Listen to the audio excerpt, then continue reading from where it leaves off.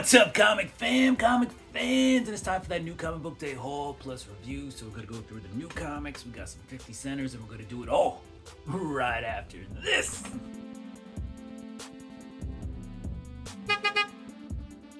Welcome back. All right, let's get into it. Let's start off with the 50 centers. Let's go.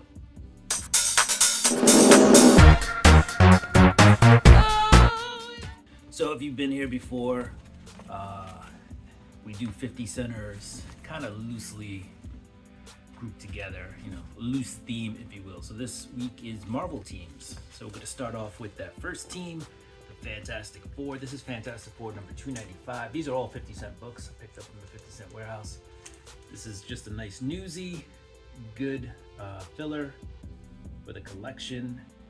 You got the She-Hulk, Torch, Mr. Fantastic, and the Invisible Woman, all in this one. All right, moving on, we've got the Secret Defenders, and these guys look like they got beat up. This is the 90s Secret Defenders. I believe this was the second volume. But yeah, you got Spider-Woman, looks like Nomad in the back there, and Wolverine. Wolverine looks very concerned, or he's just knocked out. All right, we have the Avengers. Moving on to Jason Aaron's run of the Avengers. I think this is started in 2019. This is the first cover of the Winter She-Hulk. Very big in red. So this was one of those books that people were running out to get when it came out. All right, we're sticking in the Avengers world, but we have the Secret Avengers. And it looks like you got Nick Fury and Taskmaster on this. And this is supposed to be the first appearance of Kobik. And Kobik is the reason why we got a Hydra cap back in the day. Yeah, right. And then last but not least, we've got another newsstand. We've got the Avengers 342. That hate cover. Hate. What are those? New Warriors, it looks like are there. Cap, Falcon. Destroyed. But yeah, those were the 50-cent books, guys. So it's always nice to dig through the bin. You find a lot of filler in there, but we also find some good stuff sometimes, all right? But anyway, let's get into this week's books.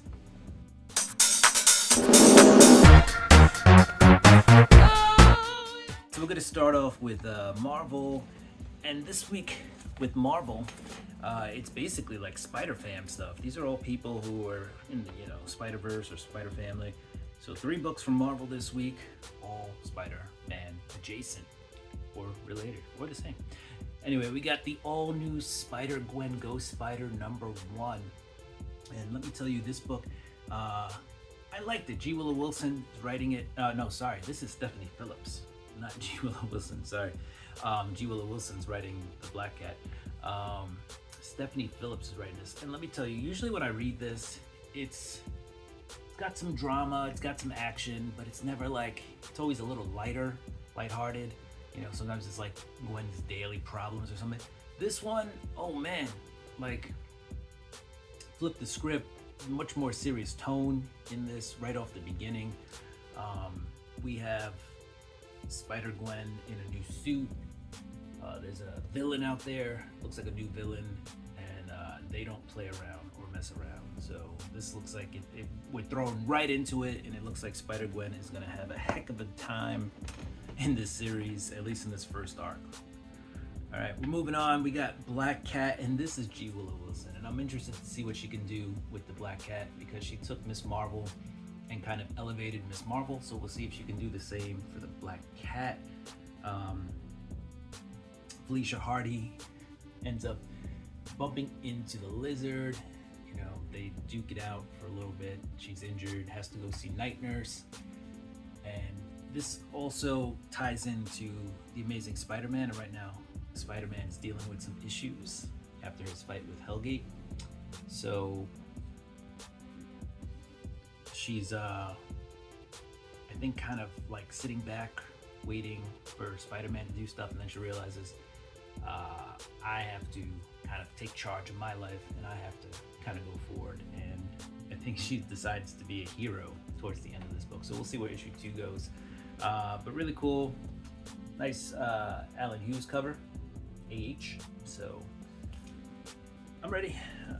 Two really good books out this week, so I'm definitely gonna stick with them, and we'll get to issue 2, and then we'll see from there. And then we had the Amazing Spider-Man number 10, Legacy issue 974, which means the next one's gonna be 975, which will be a bigger size book, probably $7 or so price tag on that. Spidey's changed after his fight with Hellgate, and he's kind of not pulling punches, and we see that in this book. And there's a big surprise at the end of this book, all right? So if you're a Spider-Man fan, I definitely recommend checking this out just to see what happened in this one. I would also get 973 and probably 972, just so you can catch up on what's happening in this book. But yeah, Spider-Man his personality's changed, right? He ends up in a battle with Hellgate. Hellgate kind of takes it to him.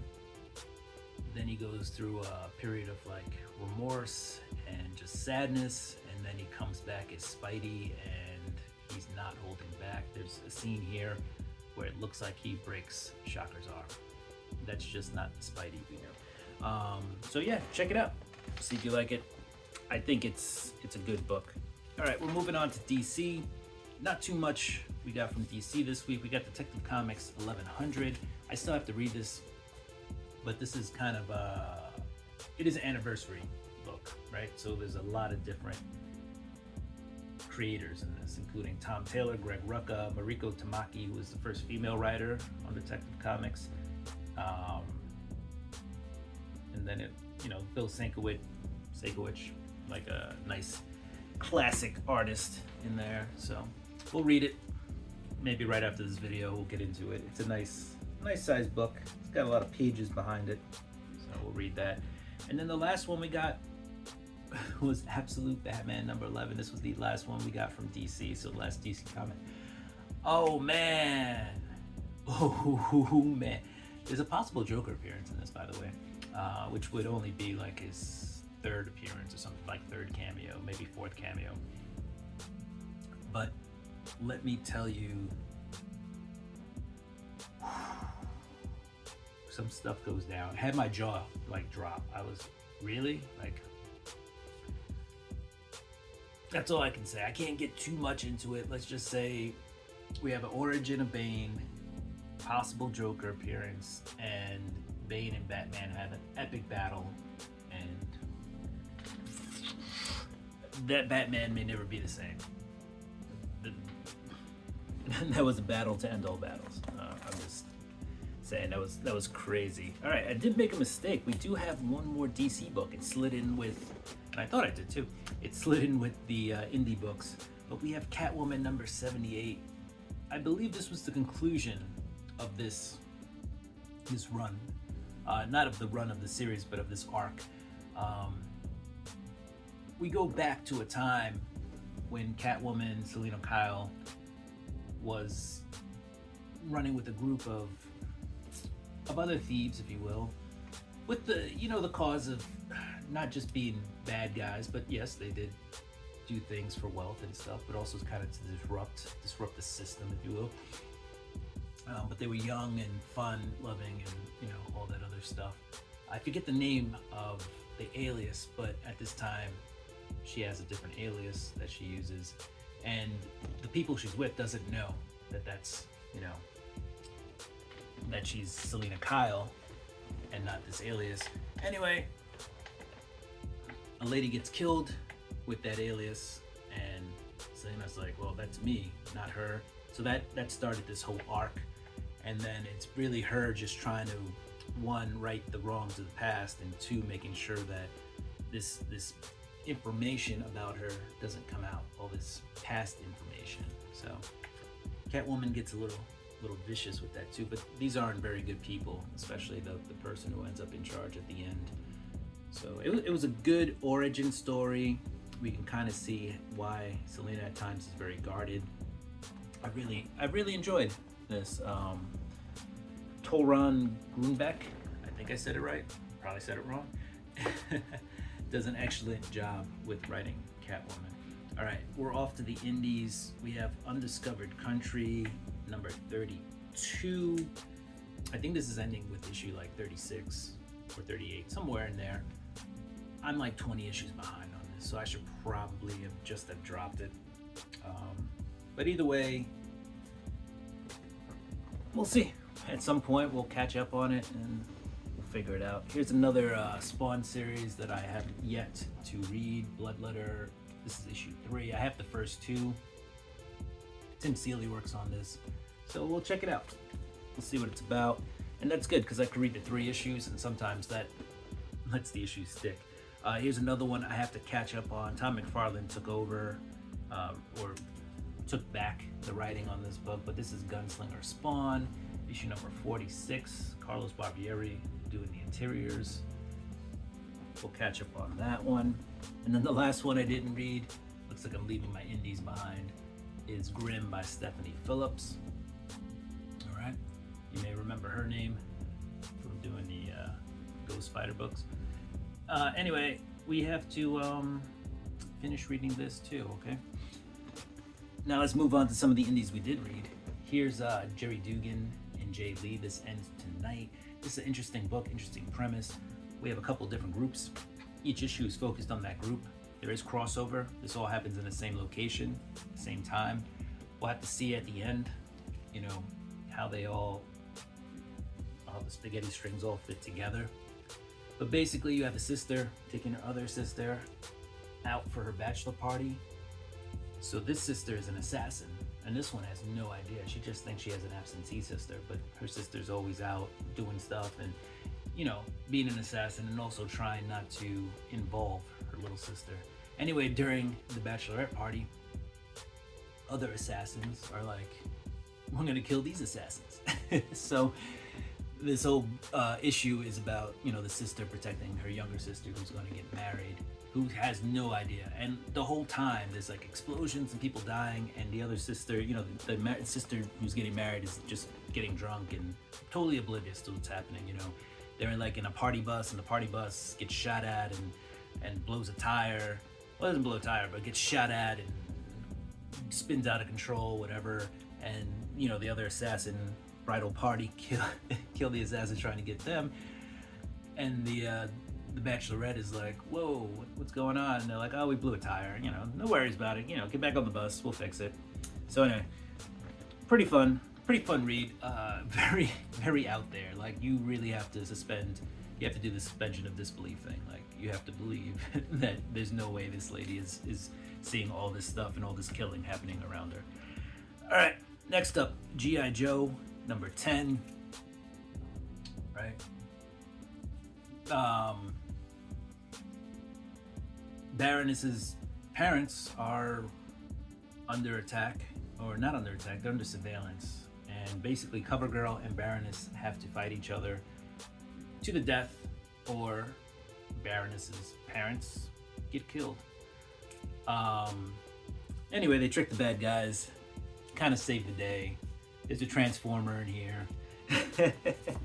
All sorts of cool stuff, guys. If you're reading the Energon universe, definitely read G.I. Joe. Read them all. You know, I know sometimes we like to pick and choose, but these all kind of at least loosely connect to each other. So definitely read that. I would say that, like, sometimes they do slow down a little bit, the issues, but just the concept of all these books, you know, connecting. And I know Daniel Warren Johnson's run on Transformers is going to come to an end soon. So there's going to be like some point where there's a conclusion and all these things meet up. So definitely worth the read. All right, last but not least, this is one of my favorite, and look, it's Jerry Dugan again, one of my favorite indie books out right now, Falling in Love on the Path to Hell. All right, we have 2 characters in here, a samurai and a gunslinger, a cowboy. This one is kind of an origin story for the samurai. She's part of a group of people, or not a tribe, but a society. You know, one of the lords of the land, and you know, they're under attack by other samurai who think it's disrespectful for there to be women samurai and think it's just not cool. And so these women samurai fight their guts out to protect, what's theirs. But this is an origin story. Basically, the two main characters are stuck in purgatory and they are falling for each other. And, they're trying to either find a way home or to move past where they are.